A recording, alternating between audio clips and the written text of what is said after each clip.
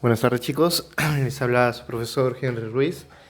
En esta oportunidad, para el curso de lenguaje, vamos a tratar el tema signo lingüístico. A ver chicos, en lenguaje deben tener algo bien claro. Todo se relaciona, ¿ya? Se relaciona la comunicación, se relaciona los planos del lenguaje, se relaciona la fonética, la fonología, el significado, todo, ¿ya? Así que en este caso vamos a unir algunos temas que ya hemos tratado, por ejemplo, los planos del lenguaje. Recordemos un poco. Miren, el lenguaje ya sabíamos que era, ¿verdad? Es una capacidad, facultad innata, exclusivamente humana, que nos posibilita comunicarnos a través de signos, ¿no? Y eso hace plausible que nosotros podamos adquirir una lengua, ya que la lengua es un sistema de signos lingüísticos, ¿no? A su vez, la lengua se concretiza, materializa a través del habla. Entonces, como le decía, pongan atención en esto. Miren, yo les había mencionado que la lengua es el sistema de signos lingüísticos, ¿verdad? Que emplea una comunidad lingüística para comunicarse, ¿ya? Pero atiendan bien, sistema de signos lingüísticos. En primer lugar, ¿por qué sistema? Se dice que es un sistema, nuestra lengua, nuestro idioma, porque está bien estructurado, ¿ya? Se estructura en muchas unidades, fonéticas, morfológicas, sintácticas. ¿Qué quiere decir esto? Por ejemplo, nosotros para hablar empleamos un cierto número de fonemas, de sonidos. Por ejemplo, nuestro sistema fonológico está formado por cierto número de consonantes y 5 vocales, ¿verdad? Hay otras lenguas que van a tener más vocales. O no todo sonido que pronunciamos va a significar algo, ¿verdad? O la forma como ordenamos las palabras. Primero usamos el sustantivo, luego el verbo, luego el objeto, antecedemos a un sustantivo el artículo, precedemos al sustantivo un adjetivo, lo ponemos después. Entonces, si nosotros pensamos en nuestro lenguaje, o en nuestra lengua, mejor dicho, nos vamos a dar cuenta que es un sistema muy bien organizado, muy bien articulado, ¿ya? ¿Y por qué se dice que de signos lingüísticos? ¿Por qué se dice que es de signos lingüísticos? Recordemos la clase de Rebé, ¿no? Los signos. ¿Qué eran los signos, verdad? Cuando vimos semiótica, el signo es todo aquello que me evoca una idea, ¿no? Me hace referencia a un concepto. Entonces, el signo lingüístico es un tipo de signo muy particular. ¿Por qué es particular? Porque el signo lingüístico es propio del hombre, ¿ya? Y nosotros como seres racionales, evolucionados, hemos desarrollado un tipo de comunicación en el cual empleamos signos muy particulares. Entonces, eso es lo que vamos a estudiar ahora. Miren, entonces nos preguntamos, ¿no? ¿Qué es el signo lingüístico? Y para responder qué es el signo lingüístico, tenemos que saber quién lo plantea, ¿verdad? ¿Quién lo planteó? Y el que lo planteó fue este señor, ¿no? Lingüista, Ferdinand de Saussure, ¿ya? Él va a tener un libro póstumo. ¿Por qué se dice libro póstumo? Porque se va a publicar luego de su muerte, 2 años luego de su muerte. Él va a fallecer en el año 1914 y este libro que está acá, Curso de Lingüística General, recién se va a publicar en el año 1916. ¿Ya? Él se dice que es un lingüista estructural, pertenece al estructuralismo y va a ser padre de la lingüística moderna, gracias a estos aportes que él emplea en este libro, que hace en este libro. Ya es tanto su trascendencia, por ejemplo, él va a definir lo que es la lengua, el habla, va a aportar conocimientos en la fonética, la fonología, y un aporte muy importante es este, el signo lingüístico, ya que vamos a tocar ahora. Les decía, él no publica este libro, sino que se va a publicar 2 años después de su muerte y lo van a hacer sus alumnos, ya que tomaron notas de su curso cuando él estaba en vida, pues, ¿no? Entonces, Ferdinand Saussure definió el signo lingüístico, ¿ya? Como un ente mental, ¿ya? Que se halla en la mente. Biplánico. ¿Por qué biplánico? Porque tiene dos planos, ¿ya? ¿Cuáles son esos dos planos? El significado y el significante. A partir de este estudio organizó las bases de la lingüística moderna, ¿verdad? O sea, dio los cimientos de la ciencia lingüística, ¿ya? Pero veamos. ¿Qué es el signo lingüístico en sí? Veamos. Miren, el signo lingüístico se forma por la asociación psíquica o mental, ¿verdad? Recuerden, el signo lingüístico se va a hallar ahí en el cerebro, ¿ya? En la lengua. Por dos unidades, ¿ya? Por el significado, que sería un conjunto de semas o características, y un significante, que es un conjunto de fonemas o sonidos. Ambos están unidos íntimamente y se reclaman recíprocamente, ¿ya? ¿Qué quiere decir esto, profesor? Miren, le voy a poner un ejemplo. Si nosotros escuchamos esta palabra, palacorbi, escuchamos palacorbi, nosotros entendemos esta palabra, sabemos qué es, obviamente que no. ¿Por qué razón? Porque esta palabra no existe, ¿ya? ¿Y cómo nos damos cuenta que no existe? Porque no podemos asociarlas, ¿ya?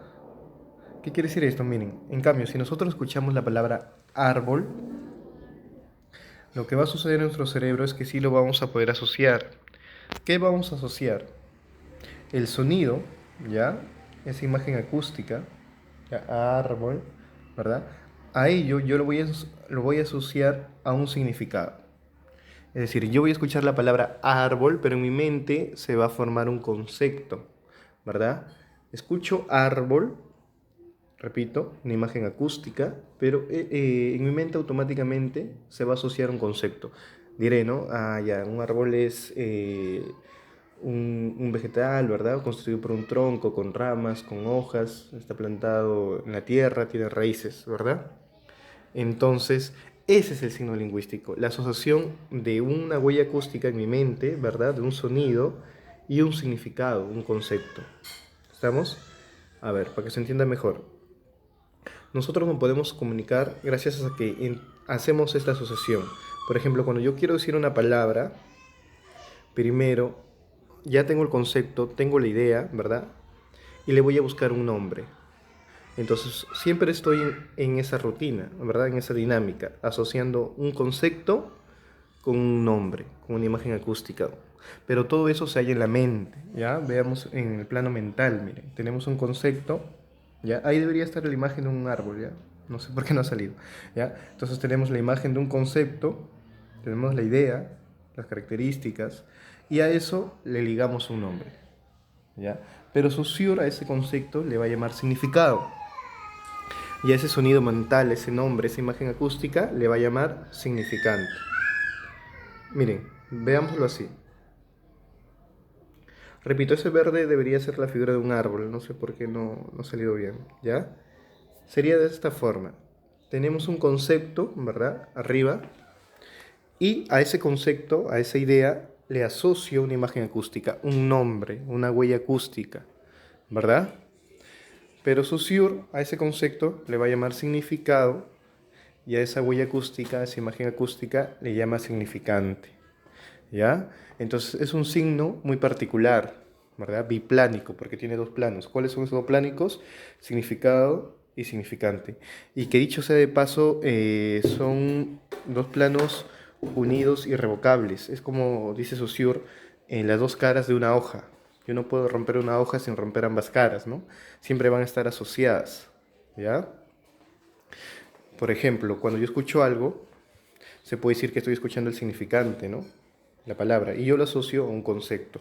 O al revés, cuando yo quiero decir algo, primero tengo la idea y la voy a asociar a una palabra, a un sonido. Entonces, gracias a esa dinámica, ¿verdad? Biplánica, es que nosotros nos comunicamos, ¿ya? Gracias a un significado, a un concepto, a unas características, yo le asocio un nombre, un significante, una huella acústica. Pero recuerden que todo eso está a un nivel mental, ¿ya? Veamos. Entonces tenemos significado y significante. ¿Qué sería el significado? Contiene el concepto o valor de la palabra, ¿ya? Las características del objeto. Por ejemplo, el contenido significativo de caballo será animal, de carga, noble, rápido, cuadrúpedo, mamífero, no sé, ¿no? El significado es eso, el concepto. Y el significante se define por un conjunto de sonidos ideales. Esos conjuntos de la lengua se llaman fonemas, ¿ya? Entonces esos sonidos que yo tengo y le doy nombre a los conceptos, ese es el significante. ¿Estamos? Ahora, el signo lingüístico como tal tiene características y estas son las siguientes. Es biplánico, es arbitrario, linealidad, una característica es la linealidad, es mutable, es inmutable y doblemente articulado. ¿Ya? Vamos a ver sus características. Miren, acá tenemos, observen la pizarra chicos, tenemos sus características: biplánicos, arbitrario, otra característica es la linealidad, mutable e inmutable. Ustedes, como la clase pasada, van a copiar lo que yo diga literalmente o con sus propias ideas, ¿ya? A ver, veamos, miren. Una de las características del signo lingüístico se dice que es biplánico. ¿Por qué? Esta es la más sencilla. El signo lingüístico es biplánico porque simplemente está constituido por dos planos. ¿Cuáles son? El significado, ¿verdad? Acá dibujan un sol abajo, ¿ya?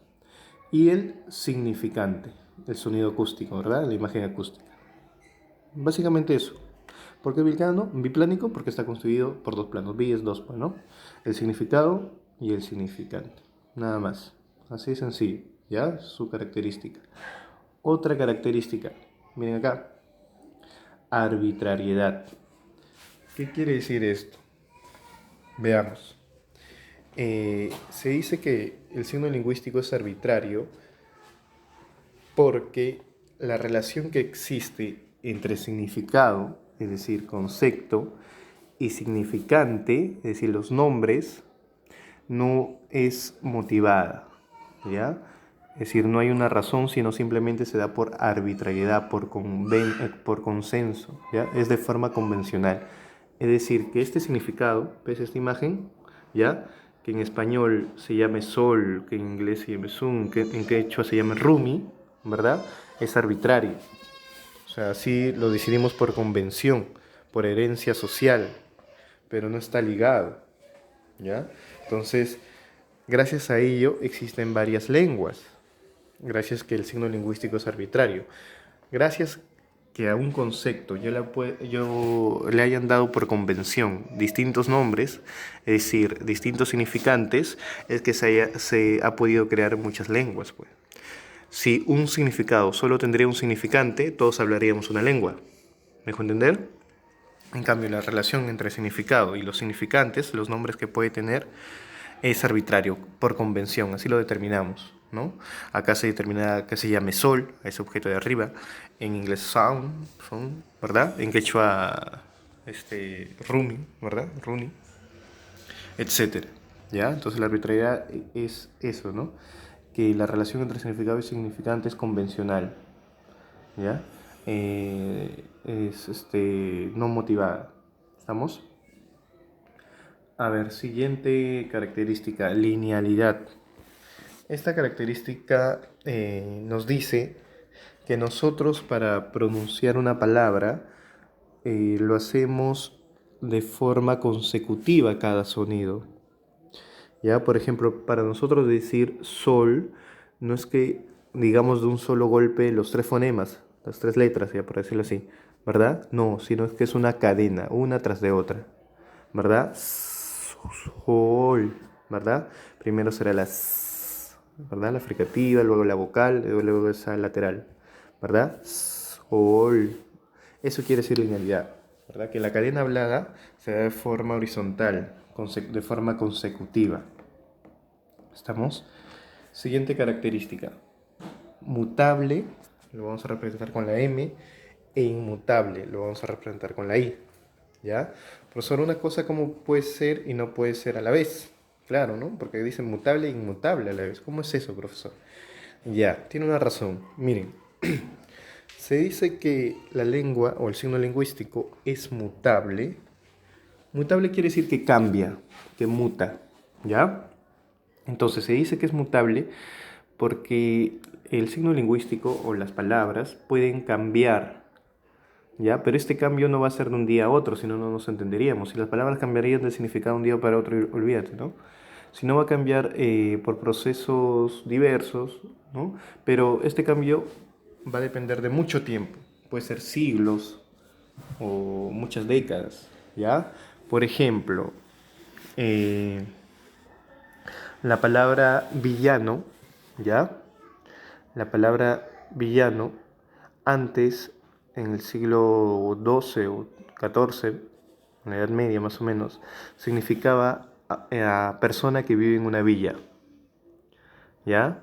Tú que eres de Villa El Salvador, por ejemplo. Significaba persona que habita en una villa. Eso era un villano. Pero esta persona que habitaba en la villa por lo general era un poco grotesco, hosco, ¿no? Entonces se fue llenando de cargas negativas. Entonces esta palabra va a variar.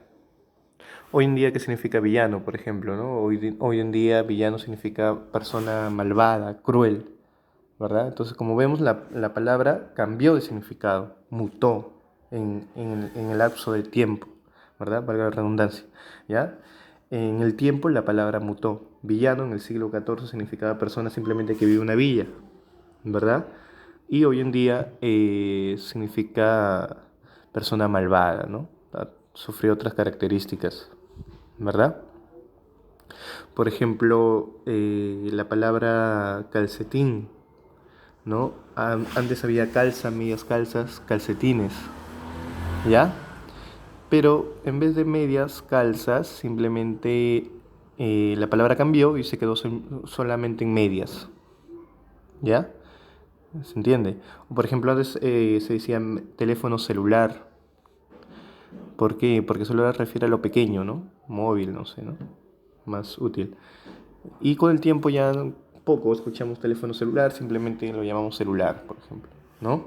Entonces una palabra puede mutar, puede variar en el tiempo. Pero como les digo, no va a ser de un día para otro, sino durante muchos años, ¿ya? A ese estudio que se hace de la lengua, eh, del significado en el tiempo, se llama un estudio diacrónico. Recuerden eso, ¿ya? Cuando estudio el cambio del significado de las palabras en un tiempo, es un estudio diacrónico. Estamos. Y profesor, ¿y qué es la I? La inmutabilidad, inmutable. Inmutable quiere decir lo contrario, que una palabra, un término, siempre va a permanecer en su momento sin cambiar, ¿verdad? Recuerda que mutable quiere decir cambio, ¿no? Entonces, un término no cambia de un momento a otro, se mantiene fijo, ¿ya? Porque si no, si cambiaría así drásticamente, no nos podríamos entender. Entonces, no es contradictorio, ojo, ¿ah? Lo que quiere decir es inmutable, que un término puede cambiar de un momento a otro, ¿verdad? Se permanece constante. Inmutable es que sí puede cambiar, pero tiene que transcurrir muchos años, ¿ya? Y el inmutable, el estudio inmutable del significado, el estudio inmutable del significado tiene que ver con el estudio sincrónico, ¿no? Crónico quiere decir tiempo sin tiempo, ¿no? Por eso, por ejemplo, si yo te digo, chicos, averigüen el significado mutable de manzana. Si yo te pido averiguar el significado mutable o diacrónico de manzana, tú tienes que ir a tus orígenes, a sus orígenes, cómo fue variando esa palabra, ¿no? Manzana, un manzunin, hasta llegar a manzana, ¿verdad? Por ejemplo, antes no era hermoso, sino era hermoso, ¿ya? En cambio, si yo te digo, averigua el significado inmutable o sincrónico de manzana, tú tienes que buscar el significado hoy en día, en este momento, ¿ya? Entonces, básicamente es eso. Entonces, esas son las características del signo lingüístico. ¿Ya? Profesor, entonces falta uno. Sí, acá lo voy a explicar, ¿ya? Miren, haciendo un mapa conceptual y resumiendo tendríamos así. El signo lingüístico es un ente, ¿verdad? Que tiene dos características. Uno que es mental o psíquico, ¿verdad? Y que es biplánico. No tiene más características, perdón. Se dice que es biplánico, ya le dije, porque tiene un significado y un significante. El significado es el concepto, las características, y el significante es la imagen acústica, ¿no? Miren acá.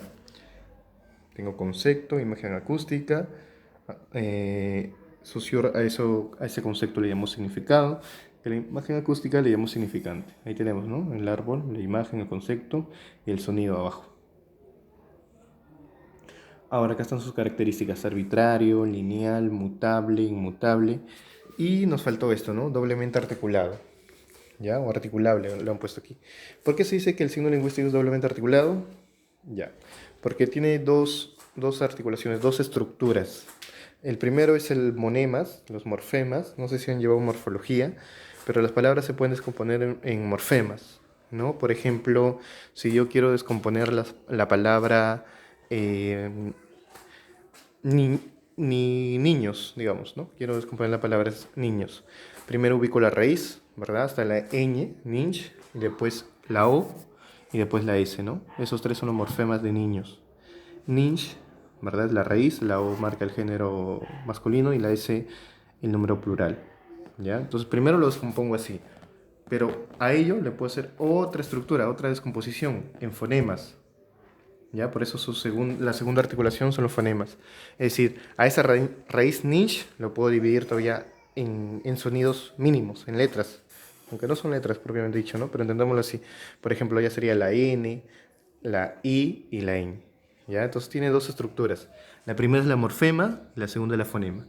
Entiéndalo así, ¿ya? Primera articulación morfema, segunda fonema. Ya cuando hagamos morfología y fonología ya vamos a entender mejor eso acá. Pero hasta el momento entiéndalo así. Primera articulación, monemas o morfemas. Segunda articulación, fonemas.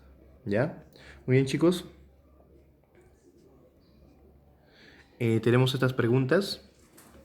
Por favor, quiero que realicen estas 10 primero y me lo envían apenas terminen de ver el video, me lo envían al foro en el grupo de WhatsApp y luego lo demás ya lo tienen que hacer en el cuaderno y completar todo. ¿Ya? Solamente es colocar verdadero o falso. El signo lingüístico, dice digno, perdón, hay un error. El signo lingüístico tiene dos planos. ¿El biplánico? Sí, pues, ¿no? Verdadero, por ejemplo. Cualquier grupo de palabras forma una... Cualquier grupo de letras, perdón, o grafías forma una palabra. Falso, ¿verdad? Y así, ustedes van a responder. Muy bien, chicos, sería todo.